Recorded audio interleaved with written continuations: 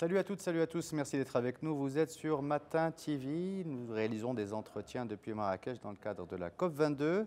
Avec nous, Daniel Mazzelli, bonjour. Bonjour. Vous nous arrivez de Berne. Vous faites partie donc de la délégation suisse. Nous avons quelque chose comme 193 nationalités représentées dans cette COP 22. Vous êtes biologiste, mais aussi géographe, et vous avez longtemps été dans le Moyen Atlas. C'est là que vous avez préparé, il y a 25 ans, votre diplôme. Et la première question qu'on a envie de vous poser, vous êtes là depuis très peu de jours dans le cadre de cette COP, c'est 25 ans après, qu'est-ce qui vous a marqué les plus grands changements? Alors à l'époque, c'était le Haut Atlas, la vallée de l'Oued-en-Fils, pour une thèse de doctorat. Et en le parcourant cette année, il y a quelques mois, j'ai vu que beaucoup de devoirs se sont vidés. Apparemment, la population a quand même bougé, comme dans beaucoup d'autres parts du monde, vers les villes. Donc l'urbanisation, c'est vraiment quelque chose que j'ai remarqué. Et la densité aussi de la population des villes, leur grandeur, ça m'a frappé. Et la modernisation en même temps, et tous les moyens de communication aussi qui sont maintenant à notre disposition. À l'époque, il fallait commander un appel téléphonique une heure avant pour pouvoir se connecter avec la Suisse. Et aujourd'hui, c'est un clin d'œil. Alors, vous parlez de communication, justement, ça a l'air d'être ce qui a été la préoccupation de ceux qui ont mis en place le pavillon qui représente la Suisse. Vous avez misé sur deux mots-clés, la jeunesse, le recyclage. Vous pouvez décrire un peu comment vous avez mis en place les choses? Très volontiers. Alors, je commencerai par corriger en disant que ce n'est pas le pavillon, l'espace suisse. Nous avons proposé au gouvernement marocain et aux organisateurs de la COP un espace de jeunesse parce que nous pensons que suite à l'accord de Paris de l'année passée, pour le mettre en œuvre, c'est la COP de l'action, eh bien, il faut tout simplement aussi impliquer de manière très active la jeunesse. Et c'est donc un espace jeunesse mis à disposition avec l'appui de la coopération suisse, mais ça a été créé avec les jeunes. Nous avons notamment lancé un concours de design dans des écoles d'architecture ici au Maroc. Deux équipes, une première et une deuxième, ont même fusionné par la suite et ont créé un design conjoint que vous voyez aujourd'hui, inspiré par des tentes bédouines, inspiré par des produits du Maroc et inspiré par une créativité de ces architectes futurs dans le recyclage. L'école de Tétouan d'architecture a produit, les élèves ont produit tous les meubles que vous trouverez sur l'espace jeunesse et ils ont fait preuve d'une ingéniosité et montrent quelle créativité, quelle énergie se trouve dans la jeunesse. C'est eux qui doivent aussi aider à créer notre futur, mais surtout leur futur. Et on est très content de voir que c'est un espace qui est très sollicité, qui va avoir un programme rempli jusqu'au bord pendant toute la COP.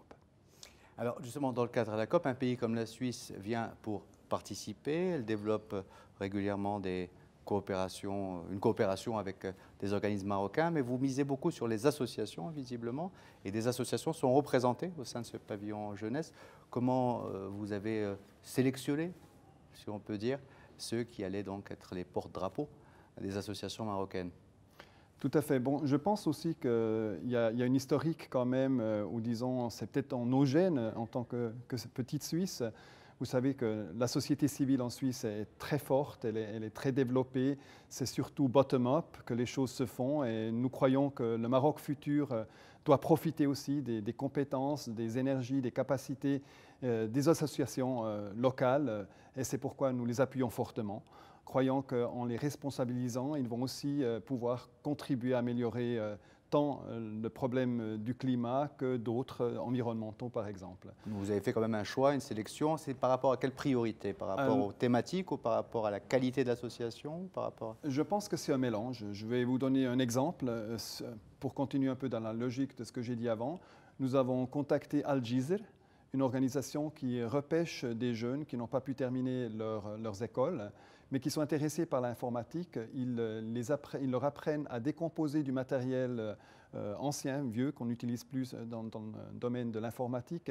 Ils reconstruisent des ordinateurs et on utilise sur notre espace 15 ordinateurs pour former des jeunes dans la matière de changement climatique, des modules. Et c'est fait à travers cette organisation. Et un peu dans ce sens-là, nous avons contacté des associations qui pouvaient ajouter une valeur et montrer aussi des innovations qui peuvent être utilisées au futur par d'autres acteurs. Alors, vous venez quand même d'un pays qui est connu pour être, on va dire, impeccable, pour ne pas choisir un autre terme, mais disons, où il y a une grande obsession au niveau de la propreté dans les rues, etc. Vous êtes quand même célèbre là-dessus, les Suisses. Est-ce que vous pensez que cette prise de conscience qu'auraient les Suisses depuis longtemps sur la nécessité de gérer les déchets, mais aussi gérer l'énergie, etc., est-ce qu'au niveau mondial, vous sentez une prise de conscience, vous qui participez régulièrement à toutes ces COP? Alors, je pense qu'il faut différencier. Il y a le niveau politique, il y a les questions économiques aussi. Mais pour rester avec le thème de la jeunesse, oui. Je pense qu'aujourd'hui, avec les médias sociaux aussi, on se partage des photos, on se partage des idées. Et je sens que la jeunesse, au niveau mondial, elle se connecte, elle s'échange. Et il y a une énergie pour changer les choses. Ils ont compris, mieux que nous peut-être aussi, que nous n'avons pas le choix.